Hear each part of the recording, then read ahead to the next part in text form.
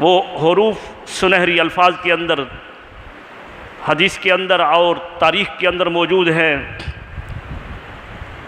کہ حضرت عثمان غنی نے جواب دیا کہ میں اپنے آقا و مولا حضرت محمد مصطفیٰ صلی اللہ علیہ وآلہ وسلم کے بغیر طواف کعبہ نہیں کروں گا۔ اور تاریخ میں یہ بات بھی موجود ہے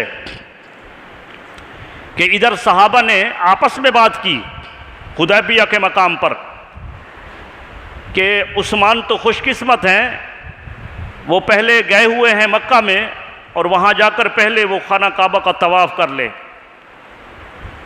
لیں گے۔ حضور علیہ السلام کی گوش مبارک تک یہ بات پہنچی۔ میرے آقا نے فرمایا صحابہ تم یہ سمجھتے ہو کہ میرے بغیر عثمان طواف کعبہ کرے گا؟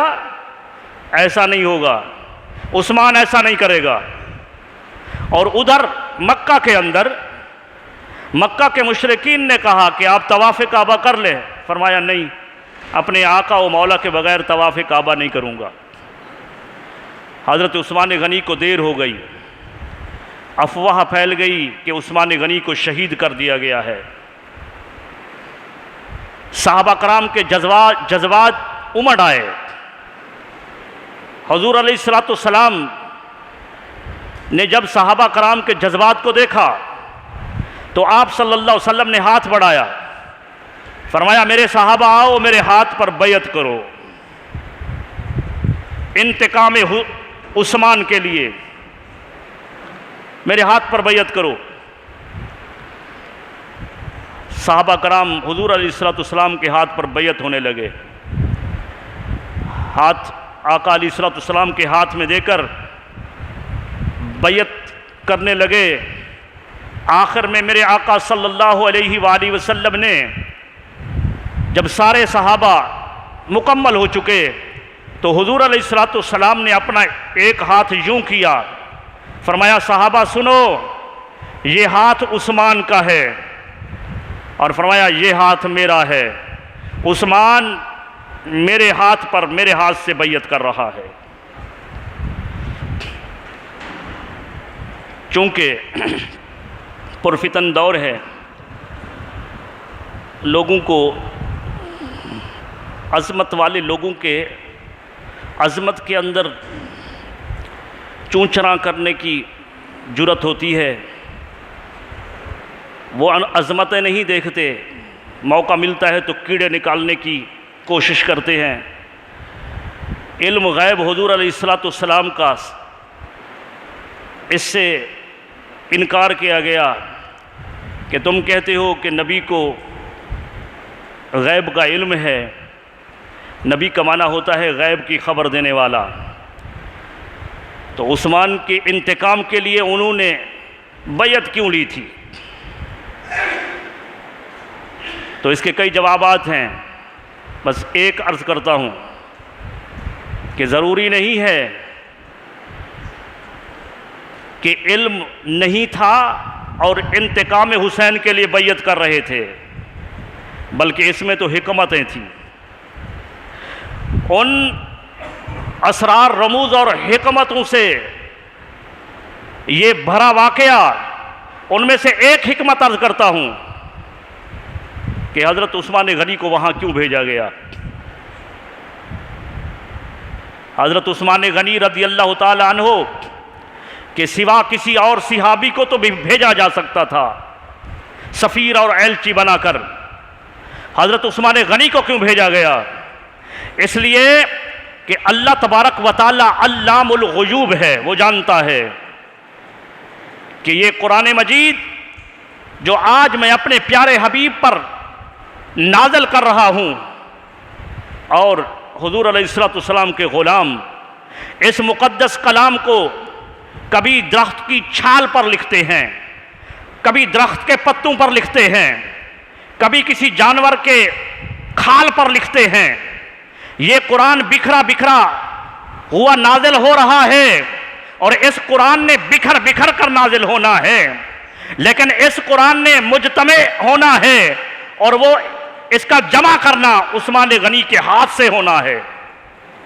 عثمان غنی نے اس کو جمع کرنا ہے، تو لہٰذا یہ کارنامہ عثمان غنی کے ہاتھ سے ہوگا۔ اس وجہ سے حضور علیہ السلام نے حضرت عثمان غنی کو اپنا ایلچی سفیر بنا کر مکہ کی طرف روانہ کیا، اور یہ ایک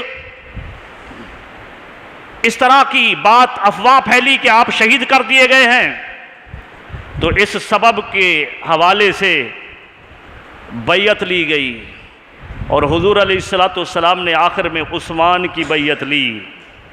حضور علیہ السلام، بیعت مردوں کی نہیں ہوتی ہے، زندوں کی ہوتی ہے۔ آقا علیہ السلام نے اپنے ہاتھ سے عثمان کی بیعت لی، فرمایا یہ ہاتھ عثمان کا ہے اور یہ میرا ہاتھ ہے۔ جب حضور علیہ السلام نے ان کی بیعت لی، اللہ تبارک و تعالی نے اپنا مقدس کلام نازل کیا، فرمایا ان الذین یبایعونک انما یبایعون اللہ۔ اے حبیب صلی اللہ علیہ وآلہ وسلم، یہ صحابہ جو آپ کے ہاتھ پر بیعت کر رہے ہیں، یہ آپ کے ہاتھ پر بیعت نہیں کر رہے، بلکہ یہ تو اللہ کے ہاتھ پر بیعت کر رہے ہیں۔ اب دیکھا کہ حدیث پاک میں آیا کہ حضور علیہ السلام نے اپنا ہاتھ، عثمان کا ہاتھ اپنا ہاتھ قرار دیا، کہ یہ ہاتھ اپنا ہاتھ تھا نا، کہا عثمان کا ہاتھ ہے۔ اور ادھر اللہ تبارک و تعالی نے فرمایا کہ آپ کے ہاتھوں پر جن کا ہاتھ ہے وہ صحابہ کا ہاتھ نہیں، وہ اللہ کا ہاتھ ہے۔ ید اللہ فوق ایدیہم، ان کے ہاتھوں پر اللہ کا ہاتھ ہے۔ تو اس واقعہ کے اندر عثمان غنی کا ہاتھ ید مصطفیٰ قرار پا گیا، ید مصطفیٰ، ید خدا قرار پا گیا۔ اور جس وقت حضرت عثمان غنی اس بکھرے ہوئے قرآن کو جمع کر رہے تھے، تو دکھائی دینے میں عثمان غنی تھے، حقیقت میں ید اللہ تبارک و تعالی کا ہاتھ قرآن مجید کو جمع کر رہا تھا۔ حقیقت یہ تھی کہ اللہ تبارک و تعالی کا ہاتھ ہی قرآن کو جمع کر رہا تھا، اس لیے کہ رب کائنات کا فرمان ہے نا کہ اس قرآن کو ہم نے نازل کیا، اور اس کو محفوظ کرنا بھی ہماری ذمہ داری ہے۔ انا نزلناہ الذکر وَإِنَّ لَهُ لَحَافِظُونَ، ہم نے اس قرآن مجید کو نازل کیا اور اس کی حفاظت بھی ہماری ذمہ داری ہے، اور اس کا نازل کرنا بھی ہمارے اوپر ہے، اور اس کا پڑھے جانا بھی قیامت تک ہماری ذمہ داری ہے۔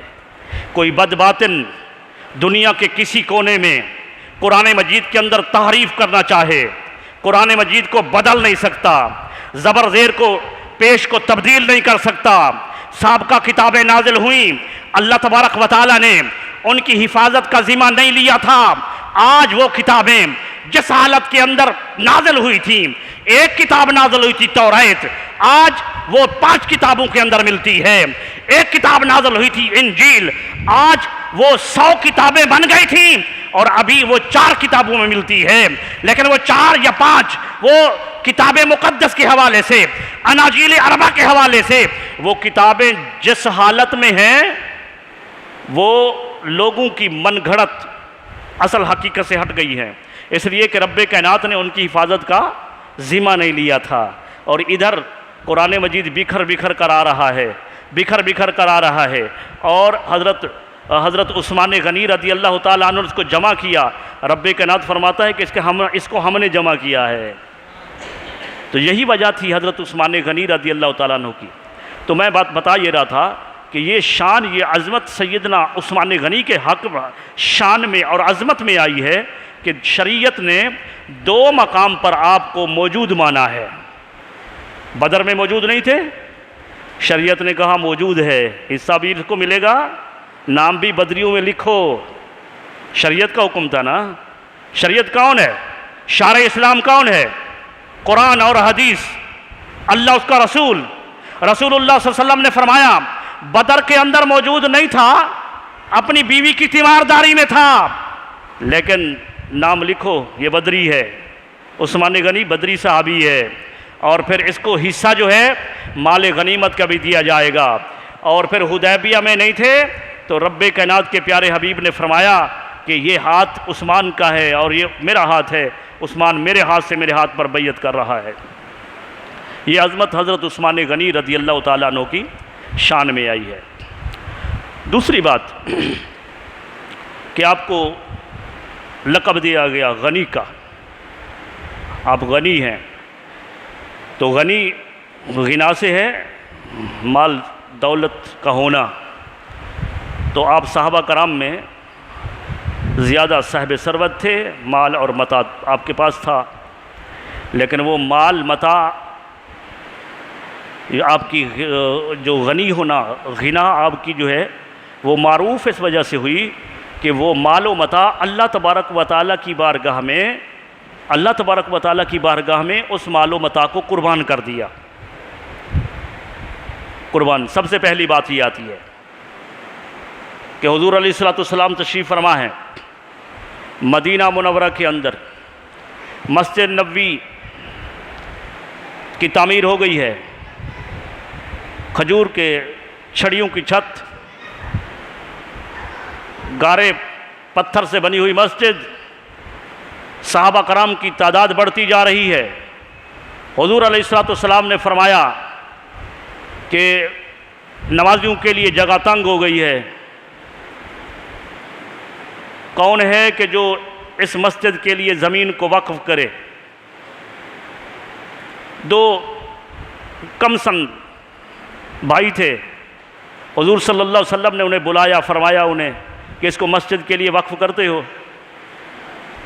عرض کرنے لگے یا محمد صلی اللہ علیہ وآلہ وسلم، چونکہ ہمارے والدین نہیں ہیں تو ہمارا گزر اوقات اس کے سوا اور کچھ نہیں ہے، یہی ہمارا اثاثہ ہے۔